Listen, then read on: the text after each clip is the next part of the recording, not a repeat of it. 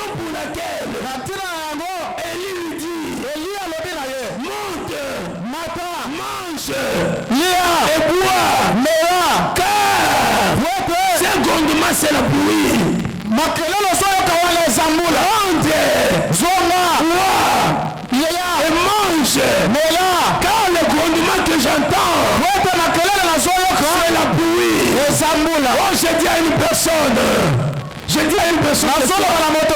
rentre dans ton état prestin, dans ton ancien état, non, dans ton ancien état. Dieu te voit en train de boire, en train de manger, en train de nettoyer, en train de se réjouir, t'es dans la joie. Sois dans la joie. Sois dans la joie. Parce que dans ce marathon de prière, c'est le temps de ta visitation. C'est le temps de ta visitation. Je dis c'est le temps de ta visitation. C'est pourquoi ne promène pas les regards inquiets. Ne promène pas les regards inquiets. Élie a dit à Akab, monte, va manger, va boire, il m'a dit, te réjouir, passer beaucoup d'années, c'était des moments difficiles, mais maintenant là, j'entends la pluie, j'entends le grondement de la pluie, j'entends le grondement de la pluie. Dans le Seigneur, de comprendre. Akab n'avait pas entendu le bruit de la pluie. Mais l'homme de Dieu avait entendu le bruit de la pluie. Je vais dire à une personne ce soir, toi-même tu ne comprends pas ce qui est en train de se passer dans ta vie. L'homme de Dieu, l'apôtre Pascal Obeya, a entendu le bruit. Il a entendu le bruit. Le bruit de la pluie. Le bruit, la pluie de la première saison. Et de la dernière saison. Sur le point de germer. Sur le point de tomber. Et il vient t'annoncer. Dans ce marathon de prière. Parce qu'il y a une pluie. Vous savez quand il y a la pluie. La pluie, c'est un signe de la bénédiction. Ça vient arroser. Là où c'était dur. Là où c'était dur. Quand la pluie tombe, tout devient tendre. Tout devient tendre. Oh, je veux dire à une personne. Là où les choses étaient devenues dures. Là où les choses étaient devenues dures.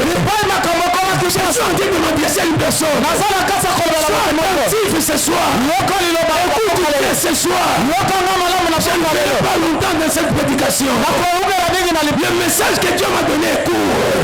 Mais quand la pluie tombe, s'il y avait des moments durs, s'il y avait des moments durs, ce qui est dur, c'est bien facile. Oh, la saison de la facilité commence. La saison de la facilité commence. La saison de la facilité commence. Saison de choses qui se font comme si on a mis de l'huile commence. La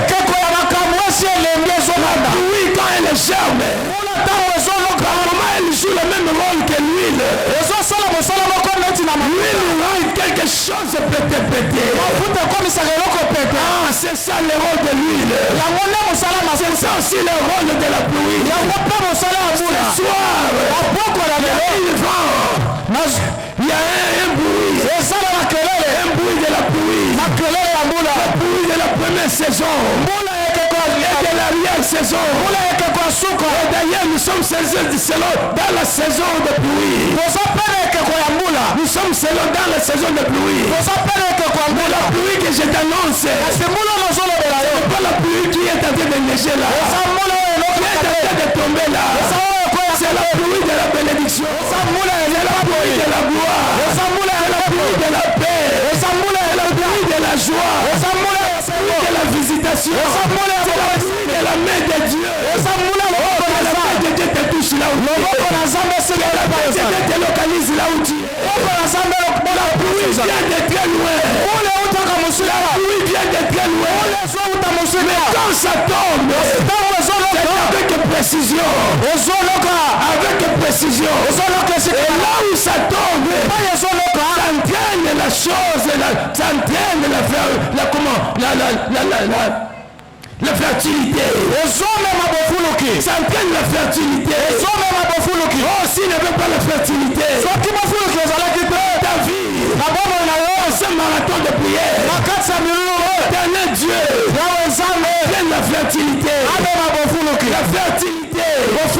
Si les choses ne marchaient pas, les choses commencent à marcher. Si les choses n'avançaient pas, les choses commencent à avancer. Si les choses s'étaient arrêtées, Dieu ne veut pas la pluie. Vous savez que Dieu te bénisse, mon frère. Vous savez, même si la graine est sur la terre, s'il n'y a pas d'eau, s'il n'y a pas de la pluie, même s'il y a la graine ne peut jamais germer. À moins qu'il y ait une force majeure. À moins qu'il y ait une force majeure. Mais si c'était tombé sur une pierre, même sur le sable, s'il n'y a pas d'eau, ça ne va pas germer. Mais la pluie, c'est un bon signe. C'est le signe de la bénédiction. C'est le signe de la fertilité. Et j'entends un bruit ce soir. J'entends un bruit ce soir. C'est le 9e jour. J'entends un bruit. Ce soir. Non seulement ce soir. Au long de ce marathon de prière. J'entends un bruit. Et toi tu entends aussi un bruit. Tu entends aussi un bruit. Si tu n'attends pas, tu communiques.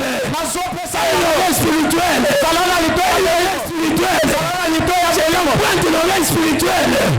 Je t'emprunte l'oreille spirituelle. Je t'emprunte l'oreille spirituelle. Vous savez les choses de Dieu. Ce sont des choses spirituelles. Ça marche avec la spiritualité. Avec l'oreille spirituelle. Quand on parle de l'oreille spirituelle, oh là je suis en train de recourir dans Hébreux chapitre 11. La foi, c'est une ferme espérance.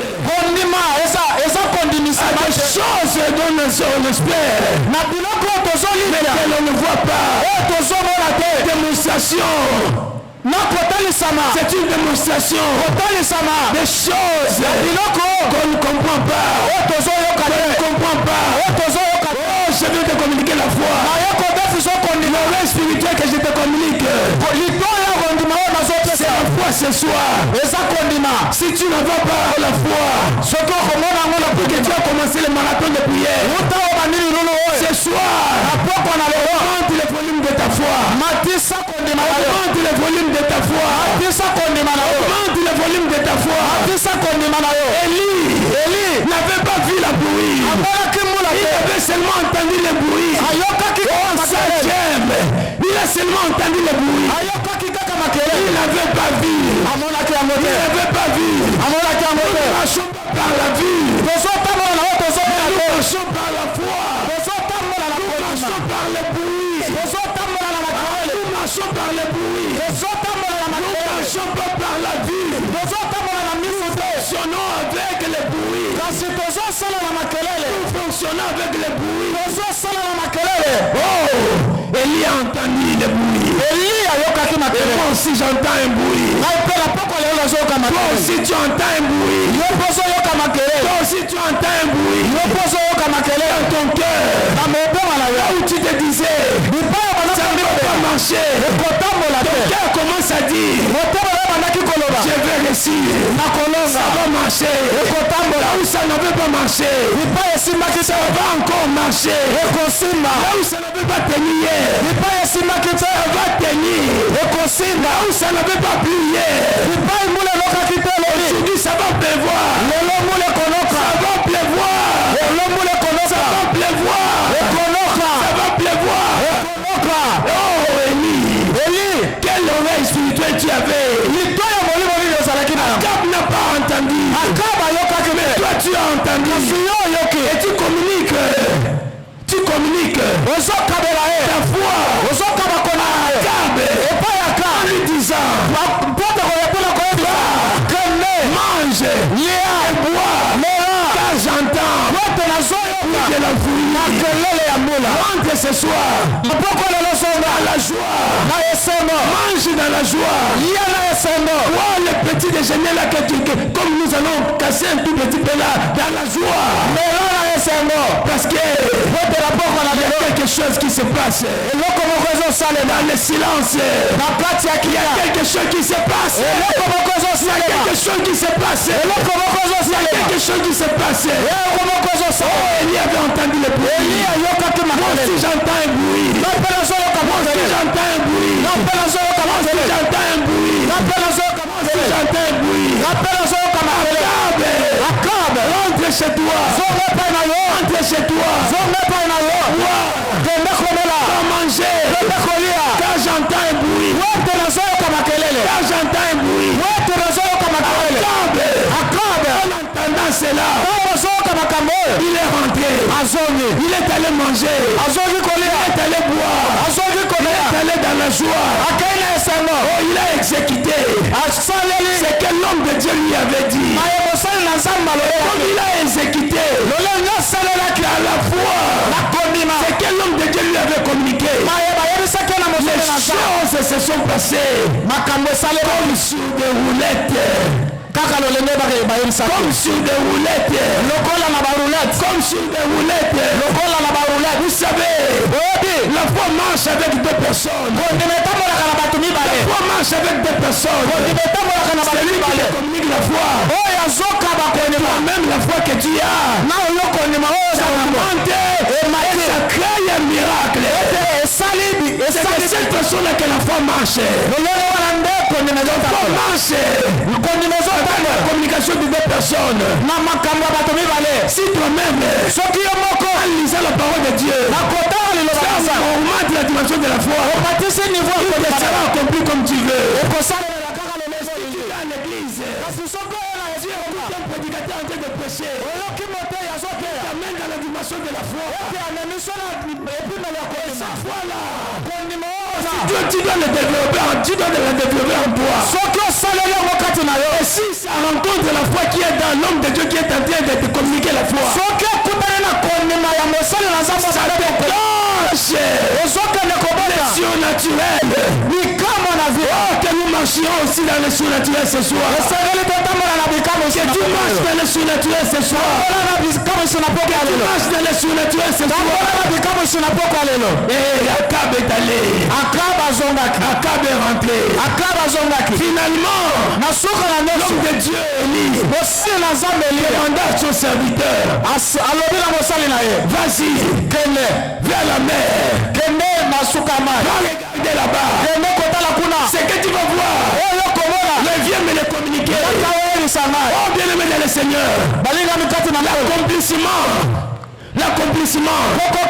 Ça commence maintenant là. Dans l'invisible. Dans l'invisible. Quand tu vas rentrer, tu vas commencer à voir le début. Le commencement et l'accomplissement de cette prière que tu es en train de faire ici. Tu ne viens pas passer ton temps pour rien ici. Tu ne viens pas passer ton temps pour rien ici. Tu rentres avec quelque chose. Quand tu vas rentrer, tu vas commencer à observer. Tu vas commencer à observer. Ce n'était pas comme ça. Ce n'était pas comme ça. Il y a un changement. L'homme de Dieu, on lui demandait de rentrer. Il est allé vers la mer. Ce soir, tu vas te donner la direction. Tu vas te donner la direction. Fais la direction que la foi va te communiquer. Fais la dimension. Va dans la dimension. direction que la foi va te communiquer. Où tu vas aller? Si c'est dans ton travail, c'est dans le travail. C'est là-bas. Tu vas voir la nuée là-bas. Tu vas voir la pluie là-bas. Tu vas voir la gloire là-bas. Tu vas voir la visitation là-bas. Tu vas voir la main de Dieu là-bas. Quand tu vas aller dans le mariage, tu vas oser là-bas. C'est là où tu verras les enfants. C'est là où tu verras les enfants. Là où tu as toujours osé. Là où tu n'as toujours pas reçu. C'est là où tu vas rentrer. Tu vas aller observer. Les choses sont ici. Tu verras un léger commencement. Tu vas voir quelque chose là-bas.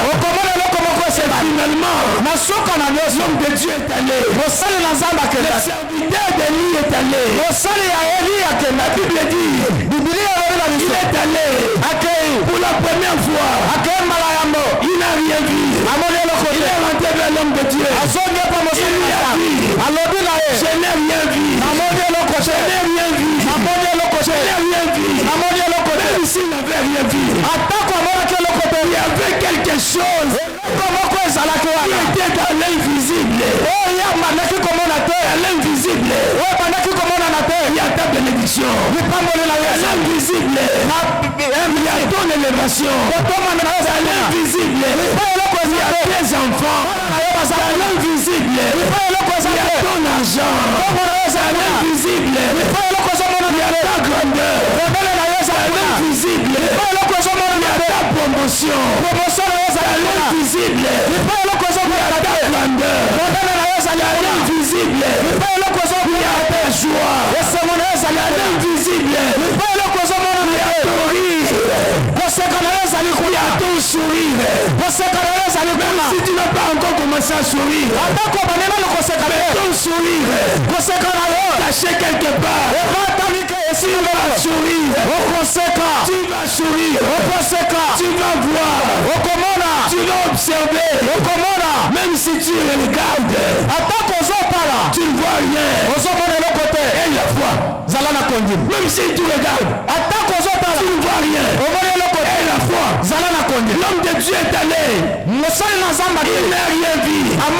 Il est revenu vers l'homme de Dieu. L'homme de Dieu, la première fois, il n'a rien vu. L'homme de Dieu lui dit rien. Rentre encore pour la deuxième fois. Rentre encore pour la deuxième fois. Voilà pourquoi quand tu viens ici, quel est lundi? Tu rentres à la maison. Tu reviens le mardi. Tu rentres à la maison. Tu reviens le mercredi. Tu rentres encore. Pose le même acte. Le dimanche prochain tu étais ici. Le dimanche prochain tu seras encore ici. Et nous sommes là dans le marathon de prière pendant 14 jours. Même si tu n'observes rien le premier jour, avance. Avance. Comme Jésus disait à Pierre, avance en plein eau. Avance en plein eau. Dans la foi. Lola. C'est dans la foi que tu vas avancer. Que tu vas avancer. Jusqu'à ce que tu vas observer. Jusqu'à ce que tu vas observer. Si tu n'observes pas, ne cesse pas. Continue. Continue. Est-ce que quelqu'un peut dire ce soir, je vais continuer. Je vais continuer. Jusqu'à ce que je verrai. Jusqu'à ce que je verrai. Effectivement, tu finiras par quoi? Voir. Nakomona.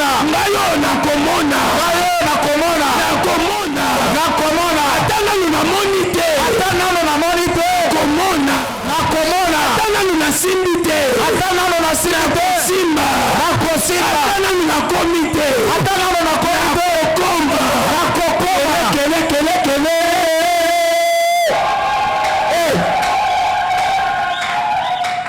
Est-ce que nous sommes ensemble?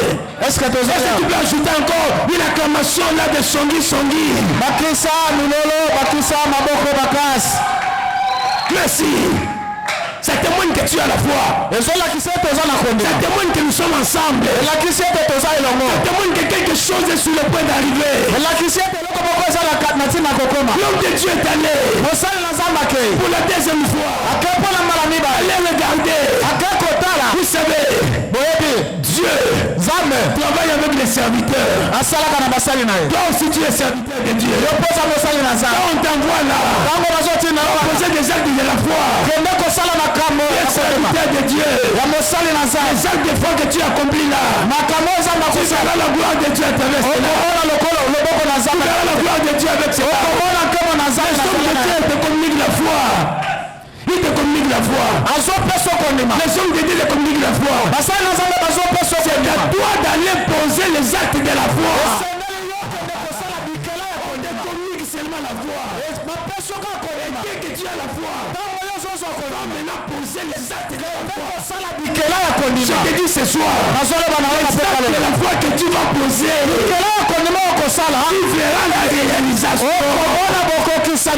Tu verras la réalisation. Et tu témoigneras. Tu témoigneras. Élie cherchait quoi? Quand il a envoyé un serviteur, la gloire de Dieu. Non seulement la gloire de Dieu, et qu'il revienne avec un bon témoignage.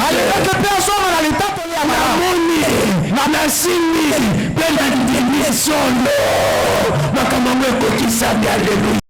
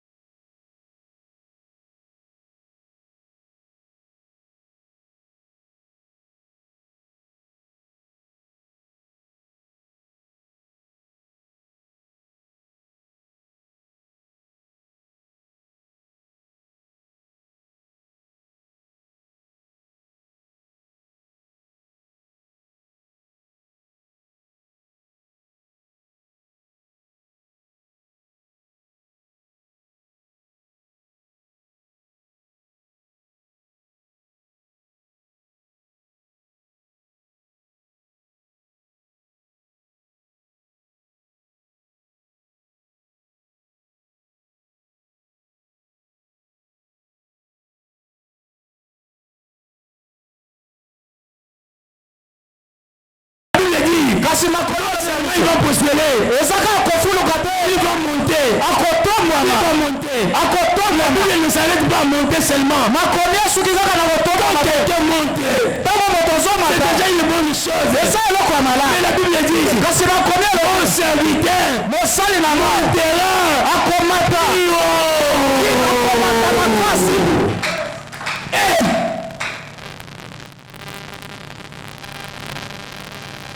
et l'homme de Dieu est allé pour la 5e fois.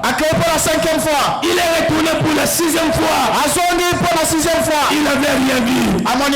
Les chiffres 6, c'est les chiffres de l'homme.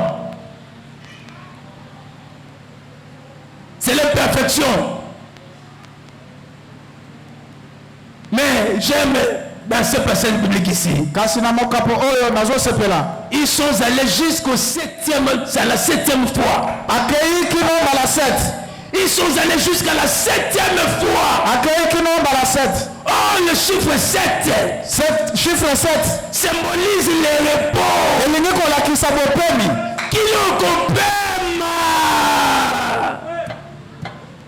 Vous savez, quand tu vois la main de Dieu, la visitation de Dieu, en quelque sorte, ça signifie le repos que Dieu t'a donné. Dans un domaine donné. Dans un domaine donné. Quand tu vois la visitation de Dieu, ça c'est le repos que Dieu te donne. Ça c'est le repos de Dieu. Et la Bible dit dans Genèse, Dieu a créé pendant 6 jours. Le 7e jour, il s'était reposé. Et le 7e jour, il a commencé à réjouir de tout ce qu'il avait fait avant. Les petits actes qu'il posait le premier jour, le deuxième jour, jusqu'au 6e jour. Le 7e jour, il est entré dans le repos. Et il s'est réjoui de tout ce qu'il avait fait avant. Et lui aussi, en envoyant son serviteur pendant 6 fois, c'était pour la créativité, pour que quelque chose de petit à petit commence à être créé. Que la prière de l'ennemi crée quelque chose. Que la prière de mardi crée quelque chose.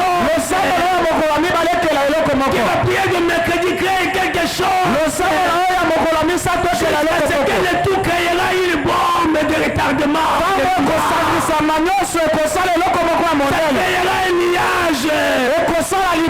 Le nuage commence tout petit. Ça commence à grandir. Jusqu'à faire pleuvoir la pluie. La pluie ne tombe pas n'importe comment. Il y a un nuage quelque part. Vous savez, il y a des pluies qui sont aussi brisques. Même si ça vient brusquement, sachez qu'il y a un nuage quelque part. Il y a un nuage quelque part. Cette pluie-là, c'est pour assaisonner, mettre le repos. Oh, que Dieu te fasse entrer dans ton repos. Oh, que Dieu te fasse entrer dans le repos ce soir. Fais la prière de repos ce soir. Dans tous les domaines que tu entres dans le repos. Là où tu t'inquiètes beaucoup que Dieu te donne le repos dans ce domaine-là. C'est dans quel domaine? Mais dans ce domaine-là, j'entends un bruit. Dans ce domaine-là, j'entends un bruit de commencement. J'entends un bruit de la pluie. J'entends un bruit de la pluie. Et quand il est allé pour la 7e fois, il est allé pour la 7e fois. Quand il revient, l'homme de Dieu, il dit, j'ai vu un petit nuage de la taille de la pomme de main. Autrement dit, l'homme de Dieu, quand il est allé, il venait donner le message. Il a un tout petit peu minimisé ce qu'il a vu. Il a minimisé un tout petit peu. C'était le commencement de grandes choses. C'était le commencement de grandes choses. Là où tu commences petit, va grand. Là où tu commences petit, va grand. Va grand. Grandis.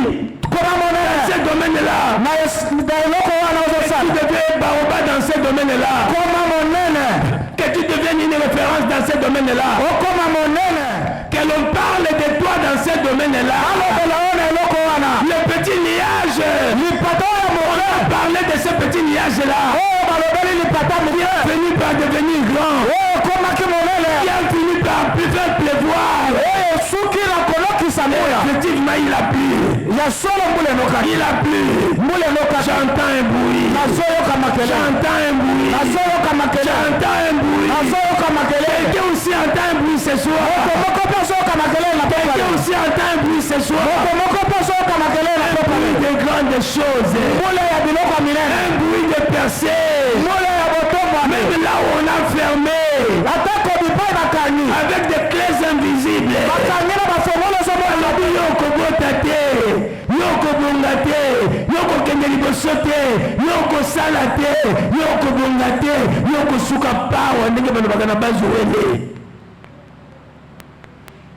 Yoko suka power. Ici seulement. Mais laisse-moi te dire, tu ne te limiteras pas là. Tu ne te limiteras pas là. Tu ne te limiteras pas là. Tu vas avancer. Tu vas avancer. Jusqu'à devenir grand. Jusqu'à devenir grand. Dans ce domaine-là. Que tu es en train d'imaginer maintenant là. Par la foi. Tu deviendras grand dans ce domaine. Tu deviendras grand dans ce domaine. Il y aura la pluie dans ce domaine-là. Il y aura la germination dans ce domaine-là. Il y aura la grandeur dans ce domaine-là. Il y aura l'élévation dans ce domaine-là. Il y aura la percée dans ce domaine-là. Tu vas percer. Lors de la pluie, ça perce le ciel. Jusqu'à tomber sur terre. Jusqu'à tomber sur terre. Et la Bible dit,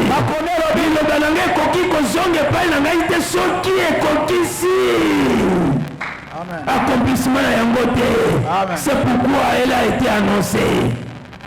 Et je viens dire à une personne ce soir, la parole de ce soir ne rentrera pas comme père. Ça va accomplir quelque chose dans ta vie. Que Dieu t'amène, ma fille, qui vient d'être là devant. Quand tout petit là, que tu ailles plus loin jusqu'à voir de grandes choses dans ta vie. Tu deviens une référence dans ta famille. Est-ce que nous sommes ensemble? Est-ce que nous sommes ensemble? Amen. Et la Bible dit, quand il est allé pour la 7e fois, il a vu qu'il y avait comme une pomme de main. Comme une pomme de main. Et finalement, il est venu, il a dit à l'homme de Dieu. Et l'homme de Dieu a dit, va dire à Akab qu'il fasse vite car la pluie va abattre tout bientôt là. Vous imaginez ça? Il est un petit nuage. La 7e fois, on vient annoncer. Il dit ça va déjà. Mais va dire à Akab dont j'ai dit allez manger, boire. Il passe maintenant vite. Il court vite. Il court vite. Car il y a quelque chose va tomber. La pluie va tomber. À la hâte. La pluie va tomber. Je vais dire à une personne ce soir. À une personne ce soir. À la hâte. Lève-toi à la hâte. Lève-toi à la hâte. Lève-toi à la hâte. Lève-toi à la hâte. Il y a quelque chose qui va se commencer. Il y a une pluie qui va commencer à tomber. Une pluie qui va commencer à tomber. Une pluie qui va commencer à tomber. Un qui va commencer. Qui va commencer. La prière qui va commencer. La qui va commencer. La pluie de la première saison qui va commencer. Et la saison qui va commencer. C'était la première pluie qui a commencé. Mais c'était une forte pluie. La première pluie. Mais une forte pluie. Je viens te dire que les choses qui vont se passer dans ta vie, que ce sont des choses fortes, des choses fortes, des choses grandioses, des choses puissantes, des choses extraordinaires. Oh, que Dieu se manifeste. Que Dieu se manifeste. Pendant qu'on est en train de nous entonner un cantique, tu prends l'attitude de la prière.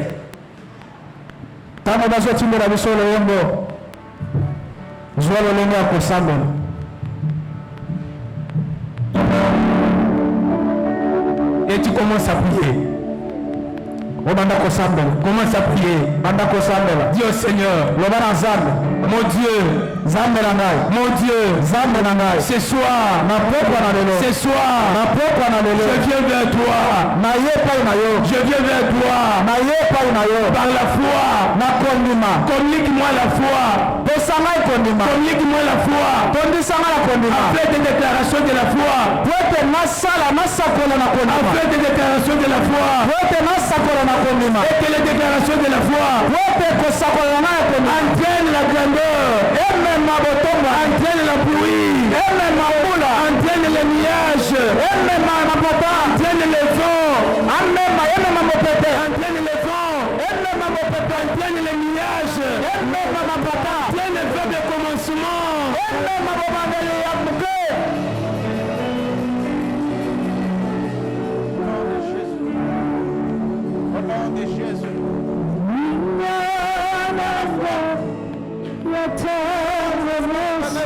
Par la foi. Seigneur. La foi qui vient de c'est ta parole. C'est ta parole qui nous donne la foi. C'est ta parole qui nous communique la foi. C'est ta parole qui nous donne la foi. C'est ta parole qui nous écouter ta parole.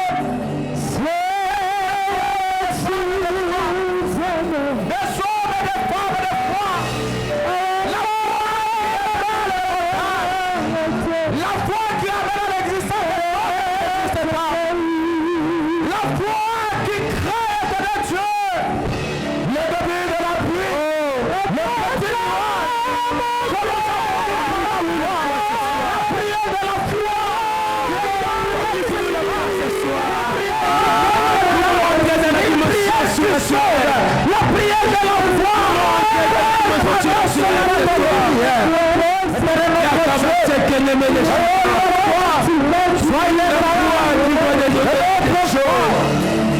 La foi qui chose que le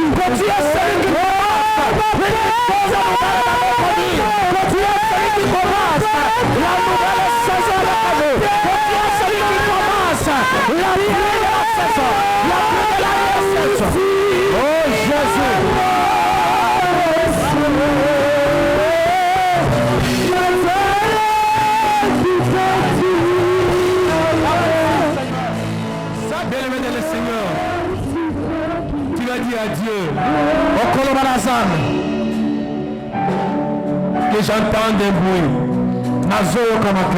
Que j'entende un bruit par la foi. Dans le domaine où je suis en train de naviguer, j'ai besoin que de temps en temps que j'entende une voix. Que j'entende une parole de la foi. Que j'entende un bruit de commencement.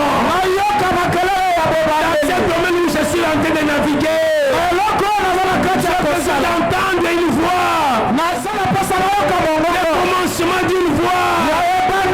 Prie le Seigneur, prie le Seigneur, prie le Seigneur.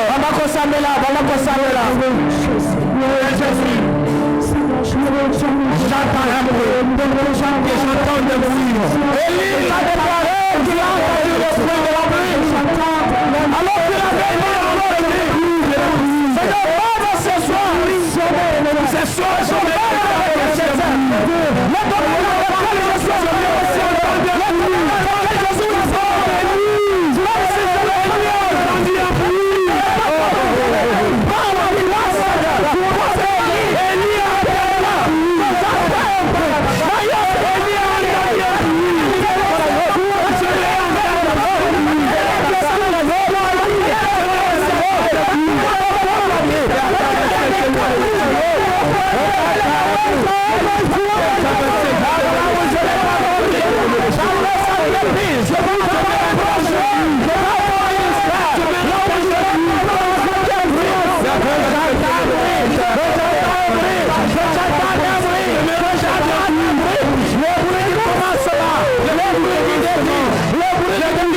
choses. Le bruit de la gloire. Le bruit de Jésus. Le bruit des manifestations. Le bruit des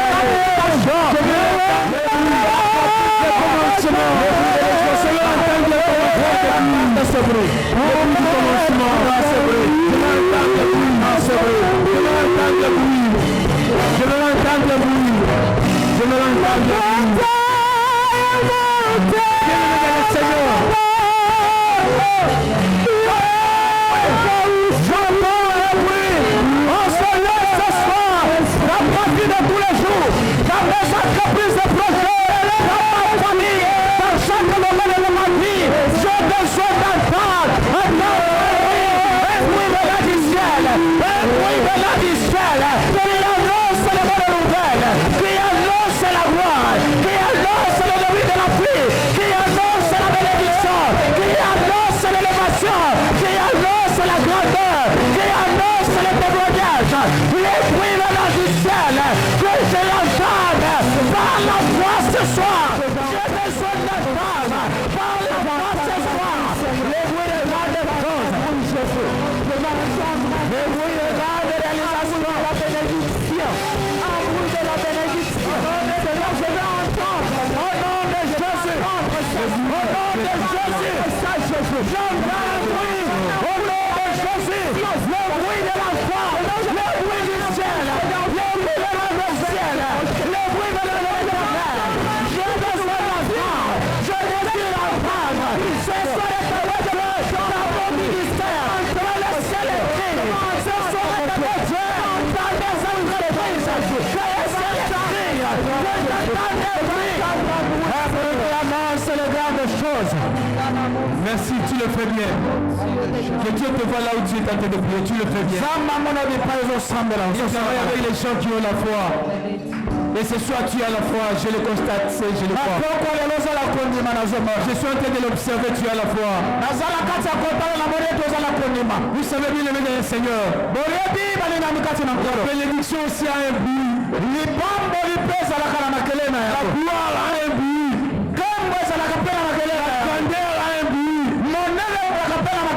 L'élévation a un but. Verset a un but. Les enfants ont un but. La promotion a un but. Le diplôme a un but. La promotion a un but. Les opportunités aussi a un but. Puis le Seigneur qui te donne le but des opportunités. Sambela Zambe apesoma bakuna makelele ya opportunité. Zambe akutanisa nayo na mabakuma la makelele oyo ya elevation, makelele oyo ya percée, makelele oyo ya bakande, makelele oyo ya makambo ya malamu, okutana makelele oyo ka makelele wana. Soki bakutana na yo te bakutana na yo makelele wana ekutana na yo. Amen. Batu soki balukaka yo te makelele wana eluka sika yo ozali elokalize yo. Va prier, au nom de Jésus. Le bruit des opportunités, le bruit de la bénédiction, le bruit du ciel. J'ai besoin d'entendre ce soir. Éternel Dieu, ce soir, je prie de la même manière que lui a entendu le bruit de la pluie. Alors qu'Israël y avait la sécheresse. La porte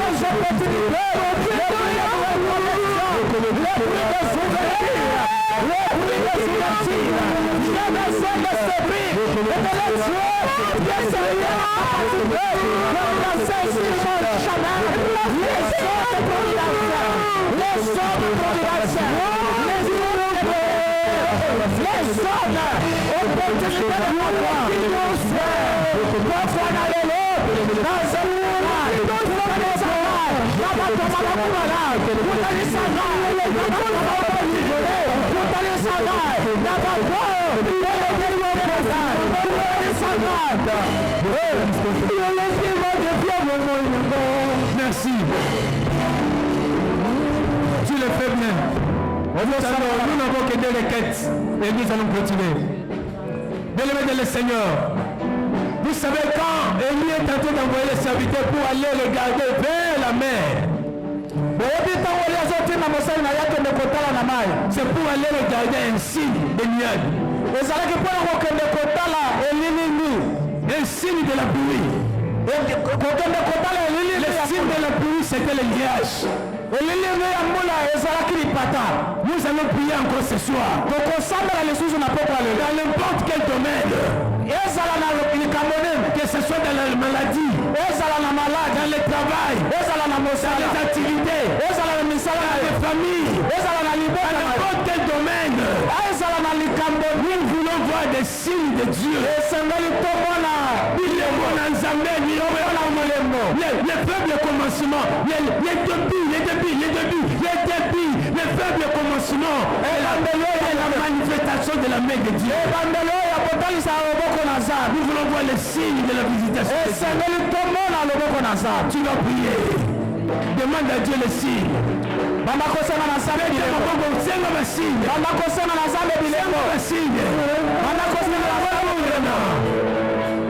Seigneur, tu es le Dieu des signes. Lorsque Gédéon s'est tenu devant toi, alors qu'il devait sauver sa famille, alors qu'il devait libérer sa famille, il t'a demandé un signe. Il t'a demandé un signe. Moi, c'est ce que tu vas me dire. Fais-moi voir un signe. Je le vois des signes. Le signe de la bénédiction. Le signe de la bénédiction. Le signe de la guérison. Le signe de la bénédiction. Le signe de grands contacts. Le signe de l'élévation. Le signe de la promotion. Le signe de la grandeur. Malgré la bonne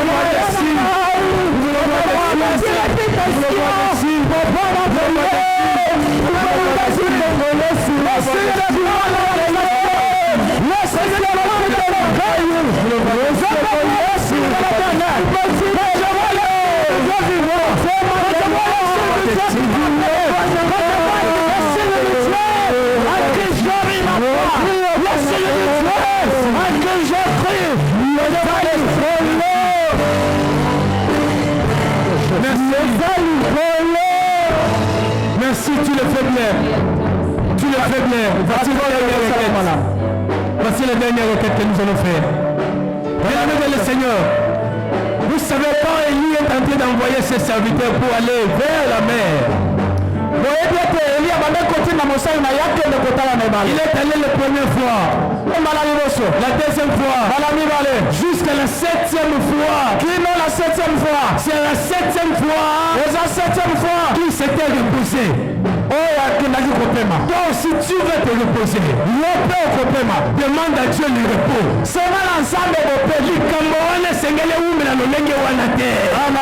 Ok, le mikolo nyonso kobondela nzambe kaka mpona likambo wana senga nzambe repos mpona ntina likambo wana. Demande à Dieu le repos dans ce domaine là. Qui te fasse reposer dans ce domaine là. Dans ce domaine là, demande le repos de Dieu. Demande le repos de Dieu dans ce domaine là. Dieu te donnera réellement de repos. Demande, prie le Seigneur, prie le Seigneur. Tu es le Dieu de la bonsoir. Il est le Dieu de repos.